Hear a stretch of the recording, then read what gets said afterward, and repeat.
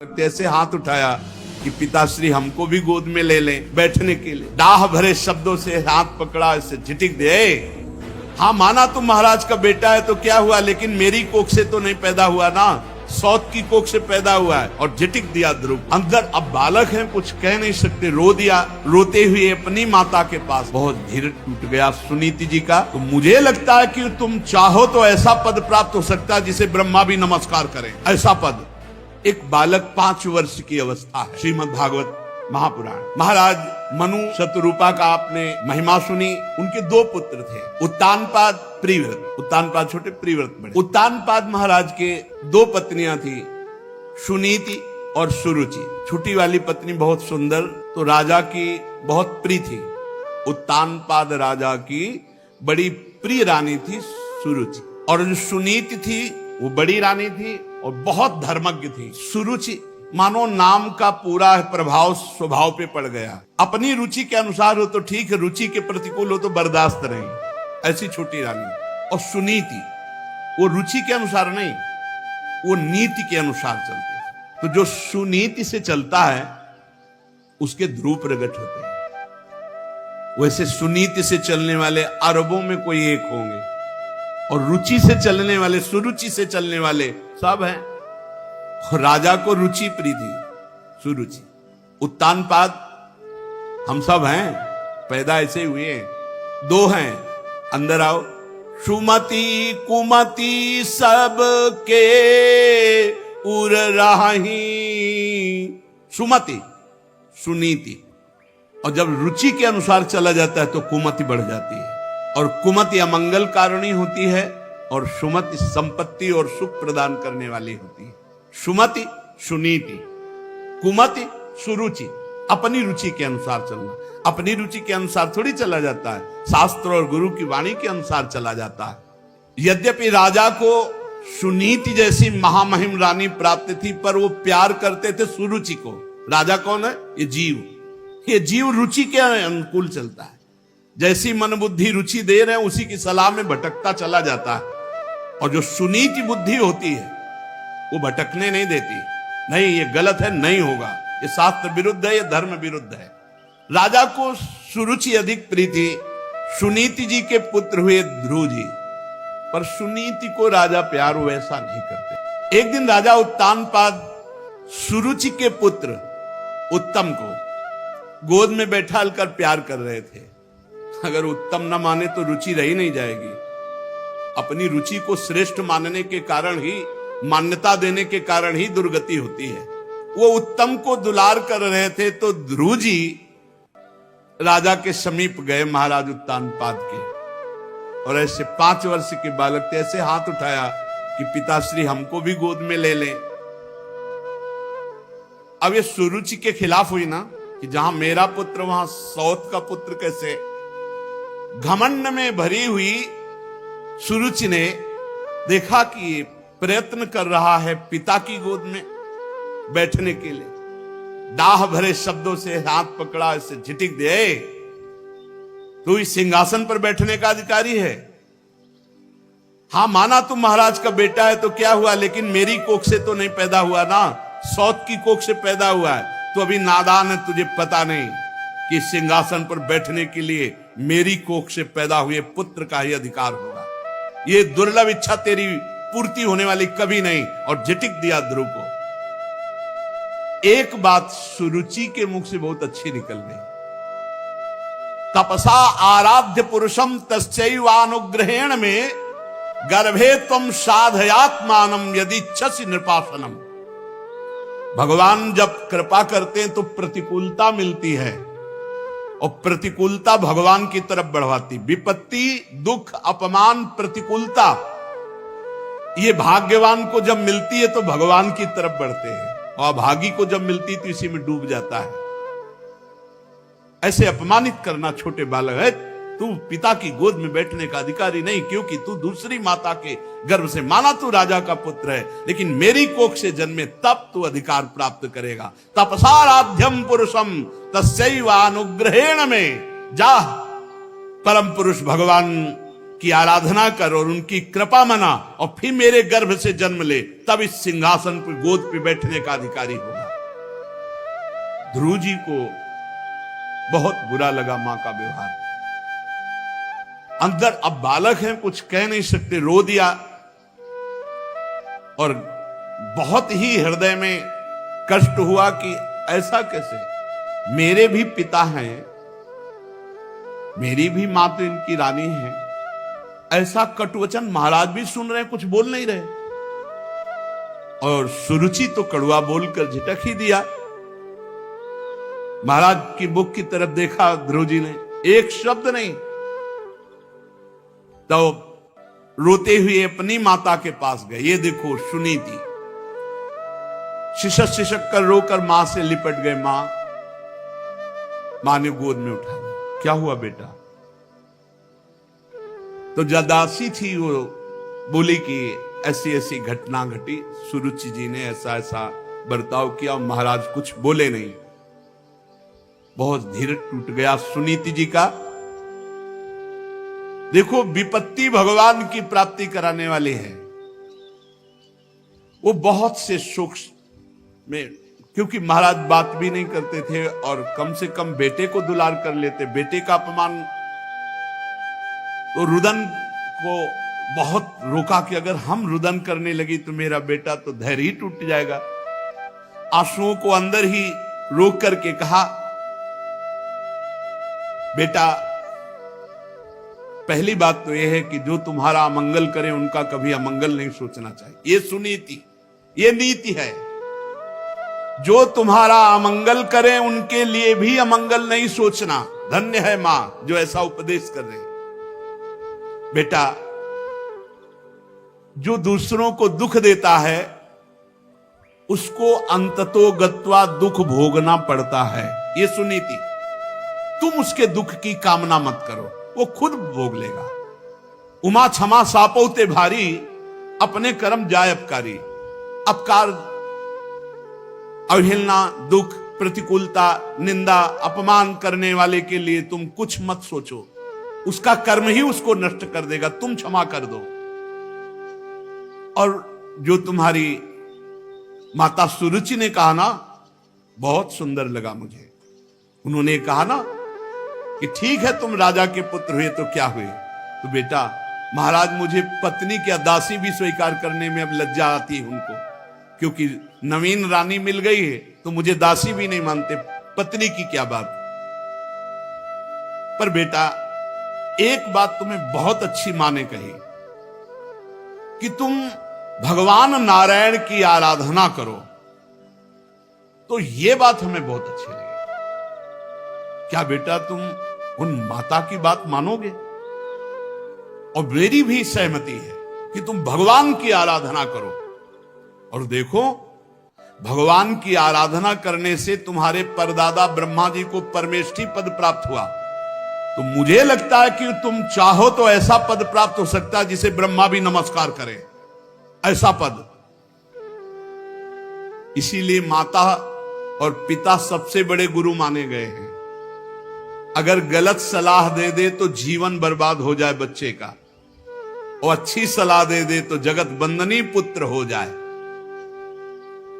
गांव में एक सुल्ताना डाकू की नौटंकी देखी थी जब स्कूल में पढ़ते थे। तो उसमें जब उसको पकड़ करके आखिरी में फांसी की सजा दी गई तो उससे पूछा गया कि तुम्हारी अंतिम कोई इच्छा है? तो उन्होंने कहा मेरी मां को मुझे मिला दो।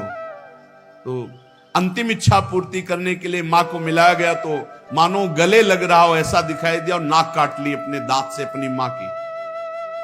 तो अफसरों ने पूछा ऐसा क्यों तुमने किया है? तुम्हारी मां है। बोले पहली बार जब कलम चुरा के स्कूल से लाया था तो इस मां ने कहा था शाबाश बेटा, लिखने के काम में आएगी। मैंने समझा अच्छा कार्य है और आज मैं इतना भारी चोर बना कि मुझे फांसी की सजा मिल रही। अगर पहले दिन मां थप्पड़ मार देती तो आज फांसी का फंदा मेरे गले में न लगता। ये वो मां है मुझे डकैत बनाने वाली। मां प्रथम गुरु है, इसीलिए बहुत संभल कर आचरण करना चाहिए बच्चों के सामने, बहुत संभल कर जबान खोलनी चाहिए। ऐसा व्यवहार, ऐसा बर्ताव जिससे उनके संस्कार गलत ना होने पावे। सुनीति जी ने कहा तुम्हारी मां ने बहुत ठीक कहा। कि भगवान श्री हरि की आराधना करके, तो आराधना शब्द पर ध्यान दो बेटा। तुम देखो, तुम्हारे दादा स्वयंभू मनु स्वयं बड़ी बड़ी दक्षिणा वाले यज्ञों से भगवान की आराधना करते रहते हैं और अलौकिक पदवी को प्राप्त हुए, अलौकिक सुख को प्राप्त हुए। बेटा, मेरी भी यही इच्छा है। ओहो, धन्य है माता सुनीति को। मेरी भी यही इच्छा है कि तू भक्त वत्सल भगवान की आराधना कर और जन्म मृत्यु चक्र से छुड़ाने वाले जनार्दन भगवान श्री हरि का साक्षात दर्शन प्राप्त कर, उन्हीं के मार्ग का अनुसरण कर। बेटा, जब तू पवित्र हृदय से भगवान का भजन करके पुकारेगा तो बहुत जल्दी भगवान तुझे दर्शन दे देंगे और भगवान का मिलना परम मंगल। बेटा, कमलदल लोचन भगवान श्री हरि को छोड़कर कोई तुझे दुख रहित कर सके, ऐसा मुझे नहीं दिखाई देता। इसीलिए बड़े बड़े ऋषि मुनि महात्मा जन ब्रह्मा आदि जिनकी वंदना करते रहते हैं, उन्हीं भगवान को तू रिझा ले। लक्ष्मी जी दीपक की भांति कमल लेकर जिनकी खोज करती रहती, उन्हीं भगवान को तू रिझा ले। मेरी भी यही इच्छा है। माता के जब वचन सुने तो रोना बंद कर दिया और विचार किया कि जब मां की भी यही अनुमति है तो मुझे बुरा नहीं मानना चाहिए भी माता के वचन को, और अब मैं भगवान की आराधना करूंगा। साष्टांग दंडवत हुए मां के चरणों में, कहा मां, अब मैं तभी आपके सामने आऊंगा जब भगवान का दर्शन पालूंगा। प्रणाम किया। 5 वर्ष के बालक ध्रुव जी हैं और भगवान की प्राप्ति के लिए राज्य से निकल पड़े। जब कोई भगवान की प्राप्ति के लिए चलता है तो गुरु की अत्यंत आवश्यकता होती है। बिना गुरु के भगवत प्राप्ति असंभव, असंभव। चाहे शिव बिरंच सम होई, गुरु बिनु भवनिधि तरह न कोई। बिना गुरु के परम गुरु देवर्षि नारद जी उसी समय आ गए। नारदस तदुपाकर्ण्य ज्ञात्वा तस्य चिकीर्षितम स्पृष्ट्वा मूर्धन्य पाणिना प्राह विस्मितः। ध्रुव जी को ऐसे दुलार कर ले, कहा जा रहे हो राजकुमार, कहा जा रहे हो? देवर्षि नारद। ध्रुव जी एकदम सावधान।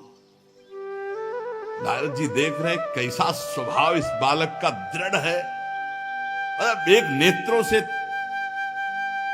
तेज प्रकट हो रहा है ध्रुव के। तुम नन्हे से बच्चे हो, सौतेली मां के कटु वचन से तुम्हारा हृदय दुखी हुआ। बेटा, तू तो अभी बच्चा है, तपस्या क्या जाने, भजन क्या जाने, खेल कूद में मस्त रहे, ये बात तेरे बस की नहीं। अच्छा, रही मान अपमान की बात, तो 5 वर्ष के बालक, तेरे को क्या मान अपमान, बच्चे को क्या मान अपमान? ठीक कोई और थोड़ी था, तेरे माता पिता ही तो थे। देखो, तुम्हारा यह ज्ञान है जो तुम बुरा मान रहे हो, लौट जाओ, अपने घर जाओ, खेलो कूदो। तुम्हारी तपस्या या भजन करने की अवस्था नहीं। जीव को अपने कर्मानुसार भोगना पड़ता है, सुख दुख मान अपमान लाभ हानि, संतुष्ट रहो। ऐसा मत विचार करो कि कोई अपमान किया। अच्छा, तू माता के उपदेश से योग साधना के द्वारा भगवान की प्राप्ति करने चला है। अरे, तुम्हारे जैसे बालकों के लिए ये बहुत कठिन है। ये तो बड़े बड़ों के लिए कठिन, तुम तो अभी बालक हो। बड़े बड़े योगी जन अनेक जन्म जन्मांतर साधना करते रहते हैं, बड़ी बड़ी कठोर तपस्याएं करते रहते हैं, पर भगवान के मार्ग का ही पता नहीं पाते। भगवान की प्राप्ति तो जाने दो। इसलिए हट छोड़ो, घर वापस जाओ। जब बड़े हो जाना तब फिर साधना के लिए प्रयत्न करना। देखो, जब कोई भगवत मार्ग में, सही मार्ग में चलता है तो उसकी परीक्षा होती है। प्रलोभन और भय, ये 2 परीक्षाएं होती हैं। भय दिखाया जा रहा है देवर्षि नारद जी ने। दुखी नहीं होना चाहिए, वापस लौटो, जाओ, खेलो कूदो, आनंद लो। ध्रुव जी ने कहा, पहले तो हमारा प्रणाम स्वीकार करें। और दूसरी बात यह है कि आपको ये पता होना चाहिए कि मैं कौन हूं। मैं क्षत्रिय स्वभाव का राजकुमार हूं। मेरे में विनय का अभाव है। एक बार जो ठान लिया उसे कोई तोड़ नहीं सकता। ये बात पकड़ो। उपासक की जिद ऐसी होनी चाहिए कि अब अगर हम भगवान के मार्ग में चल दिए तो गर्दन कटा सकते हैं, प्राण हमारे चले जाए, लेकिन कुमार्ग में नहीं चल सकते, मनोरंजन नहीं कर सकते। देखो देवर्षि नारद जी समझाए, उत्तर क्या दे रहे ध्रुव जी। सुरुचि माता ने कटुवचन रूपी बाणों से मेरे हृदय को विदीर्ण कर लिया। हे देवऋषि, आपके उपदेश वहां तक नहीं पहुंच पा रहे। ब्राह्मण, मैं आपके सामने नियम लेता हूं। मैं उस पद पर अधिकार करूंगा जो मेरे बाप बाबा को भी नहीं प्राप्त हुआ। बाप उत्तानपाद, बाबा स्वयंभू मनु, परमेष्ठी पद भी जिसे नमस्कार करता वो ध्रुव पद है, आज भी विराजमान है। मैं त्रिलोकी में सर्वश्रेष्ठ पद पर, क्या निष्ठा है, क्या निष्ठा है। पदम त्रिभुवनोत्कृष्टम जिगीशो साधुवर्त में, मैं वो त्रिभुवन में सबसे बड़ा पद प्राप्त करना चाहता हूं जिसे बाप बाबा पर बाबा को भी नहीं मिला है। पितृभिर ब्रह्मन नन्यैरपि, जिन्हें अन्य किसी को प्राप्त ही नहीं हुआ, चाहे हमारे बाबा हो चाहे हमारे पर बाबा हो। अगर आप कृपा करना चाहते हैं तो मुझे उपाय बता दीजिए, बस वापस जाने की तो बात आप बंद कर दीजिए। आप सर्वज्ञ हैं, मुझे वो उपाय बताइए जिससे वो पद प्राप्त होगा। ध्रुव जी की बात सुनकर नारद जी बहुत मुस्कुराए। देखा चेला पक्का है। नारद जी ने कहा, बेटा तेरी माता सुनीति ने जो तुझे बताया वो तेरे लिए परम कल्याण का मार्ग है। बहुत सुंदर, बहुत सुंदर। भगवान श्री कृष्ण ही, भगवान श्री हरि ही वो उपाय है जिससे परम पद प्राप्त होता है। तू चित्त लगाकर उन्हीं का नाम जप कर, भजन कर। जिस पुरुष को धर्म अर्थ काम मोक्ष कुछ भी चाहिए, उसे एकमात्र भगवान के नाम जप। ध्यान दो, भगवान का नाम। विश्वास नहीं लोगों को हो रहा है, ये माया का नाम पकड़ लो, सब प्राप्त हो जाएगा। बेटा तेरा कल्याण हो। अब तू यमुना जी के तटवर्ती परम पवित्र मधुवन मथुरापुरी को जा। आदेश किया। यहां देखो, मधुवन से भी श्रेष्ठ वृंदावन माथुरपुर में, माथुर मंडल में सबसे श्रेष्ठ ब्रज 84 कोस, उसमें भी गोष्ठ वृंदावन, गोपी वृंदावन, फिर नवनिवृत्त निकुंज वृंदावन। श्री हरि का नित्य निवास मथुरा में है, इसलिए तू मधुवन को जा। मथुरा नित्य कृष्ण को वास, निस्दिन श्याम न छाड़त पास, तास सकल लीला कही। वहां श्री हरि नित्य विराजमान रहते हैं। पुण्यम मधुवनम यत्र सानिध्यम नित्यदा हरे। बड़ा पुण्यमय क्षेत्र है मथुरापुरी, यहां नित्य भगवान श्याम सुंदर विराजमान रहते हैं। और परम पावन श्री यमुना जी, कालिंदी जी, उनमें तीनों समय स्नान करना। स्नात्वानुशवनम तस्मिन कालिंद्याः सलिले शिवे कृत्वोचितानि निवसन्नात्मनः कल्पितासनः। 3 टाइम यमुना जी का स्नान करना और स्थिर होकर बिना हिले डुले शरीर को ऐसे रेचक किया जाता है, ऐसे पूरक किया जाता है, ऐसे कुंभक किया जाता है। प्राणायाम सिखाया, प्राणों को वश में करना। भूख प्यास पर विजय प्राणों को वश में करने से हो जाती है। और निरंतर प्रसन्न रहते हुए भगवान का नाम जप करते हुए उनका ध्यान करना। बेटा परम गुरु श्री भगवान का ऐसे ध्यान करना कि भगवान के बड़े बड़े सुंदर कमल जैसे नेत्र, बड़ा सुंदर प्रसन्न मुद्रा में मुख, और ऐसा देखो कि वो बस प्रसन्न होकर तुमको वरदान देना ही चाहते हैं। भगवान की बड़ी सुंदर नासिका, बड़े सुंदर भौं, बड़े सुंदर कपोल, वो देवताओं को भी मोहित करने वाले। तरुण अवस्था, किशोर अवस्था, अंग बड़े सुडौल, लाल लाल ओंठ, रत्नारे नेत्र, प्रणत जनों का आश्रय देने वाली सुंदर भुजाएं, वक्षास्थल में श्री कौस्तुभ मणि, श्री वत्स का चिन्ह, सजल जलधर के समान श्याम वर्ण, गले में सुंदर बनमाला। भगवान मुस्कुरा करके वरदान देना ही चाहते, ऐसे सुंदर रूप में। जिस समय तुम्हारा मन भगवान के इस रूप में लग जाए तो मैं तुम्हें मंत्र बता रहा हूं। इस मंत्र का जिस नियम से मैं बता रहा हूं, जब करोगे तो 7 दिन में सिद्धों के दर्शन हो जाएंगे। 7 दिन में। जपयश्च परमो गुहा श्रूयताम में नृपात्मज, यम सप्तरात्रम प्रपठन पुमान पश्यति खेचरान। जो आकाश में सिद्ध विचरण करते हैं, 7 दिन इस मंत्र के जप से, जैसी मैं पद्धति बता रहा हूं, सिद्धों के दर्शन हो जाएंगे। सिद्धों के दर्शन होने का मतलब है भगवान की दर्शन की सामर्थ्य आना। पहले सिद्ध संतों के दर्शन होते हैं। भगवान के दर्शन के पहले सिद्ध संतों के, भगवत प्राप्त संतों के दर्शन होते हैं। ये जो मंत्र है, इसका गुप्त रूप से गुरुजन प्रदान करते हैं। शास्त्रों के मंत्रों का कभी कीर्तन या उच्चारण नहीं करना चाहिए। ये अंदर ही अंदर उपांश या मानसिक जपे जाते हैं। जो ऐसा शास्त्र मर्यादा विरुद्ध कीर्तन आदि करते हैं, उनके सुकृत नष्ट हो जाते हैं। शास्त्रीय विधान है। देवर्षि नारद जी ने 12 मंत्र का उपदेश किया। प्रभु का कैसे पूजन करना है, भाव के द्वारा देवर्षि नारद जी ने बताया और कहा मौन का आश्रय लेना और आहार पर संयम करना। ये 2 बातें साधु के लिए या भगवत प्राप्ति करने वाले वैष्णव के लिए बहुत आवश्यक है, बहुत आवश्यक है। वाणी में शासन रखो, मौन का आश्रय लो, कम बोलो, भगवत शब्द बोलो, हितकर बोलो, सत्य बोलो, नहीं तो मौन रहो। और आहार पर संयम कर लो। आहार पर, ये बहुत बढ़िया बात है। ये 2 चीजें जीवन में सदैव रही हैं, क्योंकि गंगा किनारे किसी से बात करना नहीं और भोजन की व्यवस्था ही नहीं। जब कभी कभी थोड़ा गुड़ मिल जाता, कभी जैसे गंगा किनारे रहे, वो खेती जो करते हैं, बारी लगाते हैं, वो कभी 1 परेठा 2 परेठा दे दिए गंगा जल के साथ, बहुत आनंद में।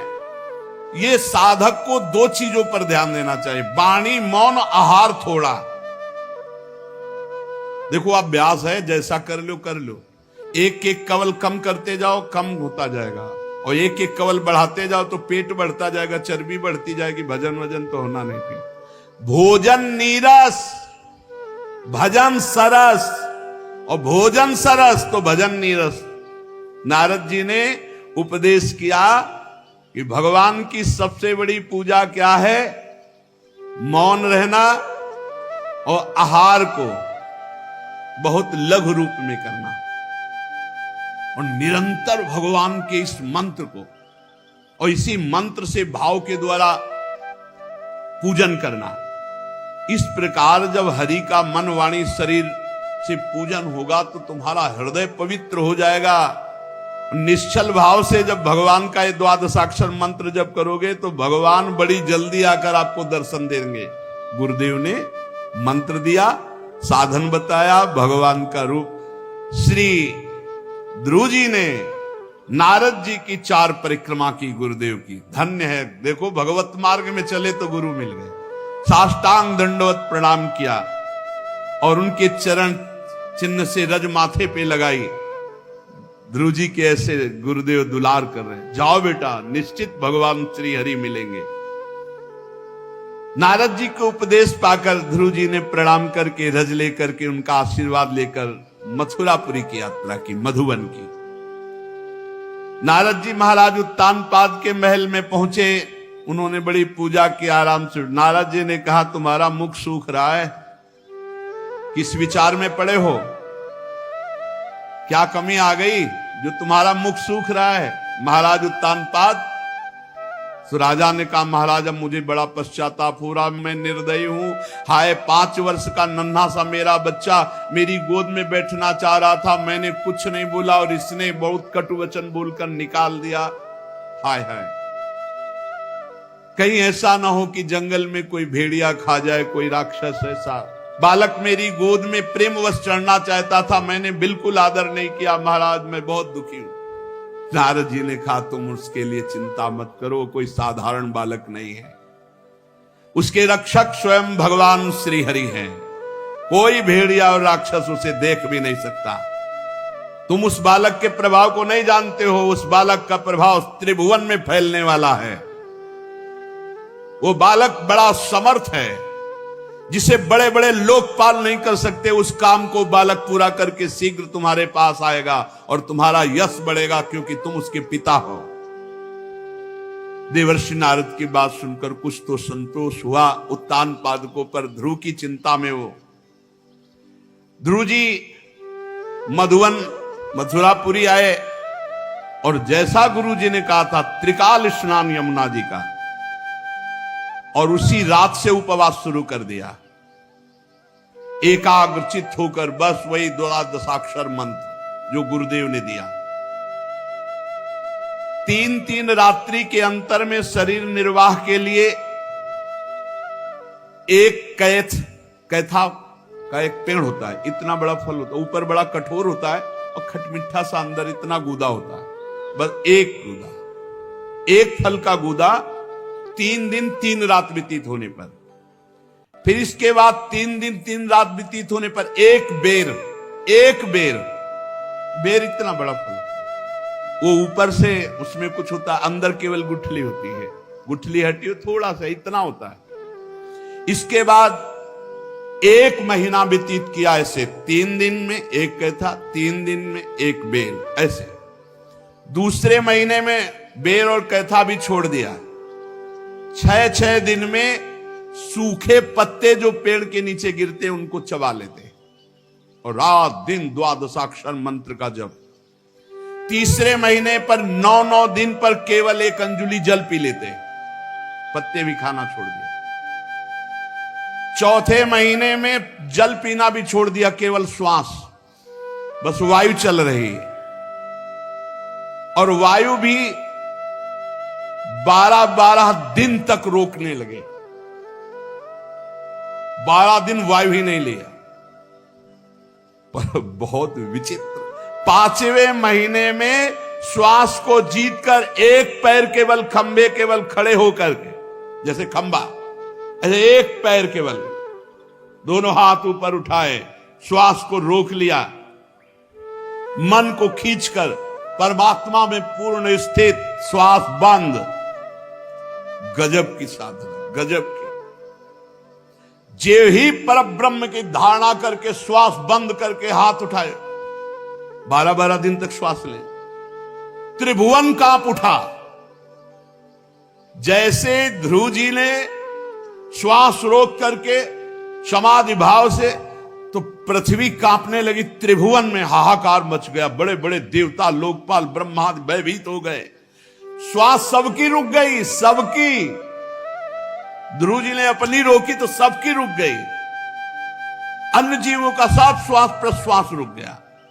लोकपाल घबरा कर ब्रह्मा जी सहित सब हरि की शरण में, भगवान सृष्टि का नाश हो जाएगा, सबकी प्राणवायु रुक गई, अभी अभी एक क्षण में सब मर जाएंगे, आप दुख से छुड़ाए। भगवान ने कहा डरो मत, ये कोई अनिष्टकारी बात नहीं। उत्तान पाद के पुत्र धोने मुझ विश्वात्मा में चित्त को लगाकर अपनी श्वास रोक ली तो सब विश्व की श्वास रुक गई, क्योंकि भगवान विश्वात्मा है। मैं अभी निवृत्त करता हूं इस तप से। सब देवता लोग अपने अपने लोग को, भगवान तत्काल गरुड़ पर चढ़े और मथुरापुरी आ गए। गरुड़ की जो गति है वो मन से भी बढ़कर है। जैसे मन, आप बंबई गए तो 1 सेकंड के भी कम हिस्से में बंबई पहुंच जाएगा, इससे भी ज्यादा तीव्र गति गरुड़ भगवान की है। वहां पहुंच गए, देखा बिजली की तरह कांति है ध्रुव की, चमकते हुए, अब परम पवित्र देदीप्यमान। इधर ध्रुव जी जो ध्यान कर रहे थे भगवान का, वो अंतर ध्यान हो गया, घबरा गए। जे भी नेत्र खोला तो जो अंदर ध्यान कर रहे थे बाहर भगवान विराजमान। ओ सामने खड़ा प्रभु को देखकर प्रेम अधीर हो गए। 6वें महीने में भगवत साक्षात्कार, जब भगवत मिलन की चाह लगती है तो नहीं खान पान ते भावे है, नहीं कोमल वसन सुहावे है, सब विषय लगे ते खारा है, हरि आशिक का मग न्यारा। हाय हाय मच जाता है और फिर ऐसा अनुभव होने लगता है आज भगवत साक्षात्कार, आज आज विश्वनाथ, आज मन अति हरस जनावन ते ही, आज देखी हो परम स्नेही। और भगवान निहाल कर देते हैं। ध्रुव जी ने सामने देखा जो अपने ध्यान का विषय प्रभु थे, सामने गरुड़ ध्वज भगवान गरुड़ पर विराजमान है, साष्टांग दंडवत भगवान के सामने ध्रुव जी प्रेम अधीर होकर लौट गए। भगवान कूद पड़े गरुड़ जी से, जैसे मां अपने बालक को ऐसे ध्रुव जी को उठाकर भुजाओं से कस ले, मानो मां बरस रही ले, जैसे मुख से चूमना, नेत्रों से करुणा बरसाना, हृदय। ऐसा थोड़ी होता है कि भगवान कोई ध्यान में मिल गए तो हम उतने भगवत साक्षात। भगवान ऐसे मिलते जैसे आप बैठे हो, बस लगन, तीव्रता, चाह, कहो सो कहां जा प्रभु ना, यूं यहीं बैठे देख रहे हैं। बहुत देर तक ध्रुव जी प्रेम मगन, भगवान भी प्रेम मगन। अब ध्रुव जी कुछ बोलना चाहते, भगवान की स्तुति करना चाहते, पर बालक है 5 वर्ष के, हाथ जोड़ते कुछ बोलने की, पर क्या भगवान के सामने बोले, हिम्मत भी नहीं पड़ रही और कुछ आता भी नहीं कि भगवान की कैसे स्तुति करे। भगवान ने ध्रुव जी की ये स्थिति देखकर 5 जन शंख को कपोल पे छुआ दिया ध्रुव जी के। जो ही छुआया तो तत्काल ब्रह्मबोध हो गया, इसमें लिखा है तत्काल अपने स्वरूप का बोध ध्रुव जी को हो गया, ब्रह्मबोध हो गया छुआते ही। ये बड़ी महिमा की बात है। दैवीम परिज्ञात परमात्मा निर्णय, आत्मबोध हो गया। मम दर्शन फल परम अनुपा, जीव पाव निज सहज, ब्रह्म के स्वरूप का बोध हो गया और दिव्य वेद ध्रुव जी के मुख से निकलने लगे। ध्रुव जी ने भगवान की बड़ी दिव्य स्तुति की। तो आगे आनंद लेते हैं, इस चर्चा आगे। श्री राधा वल्लभ लाल की।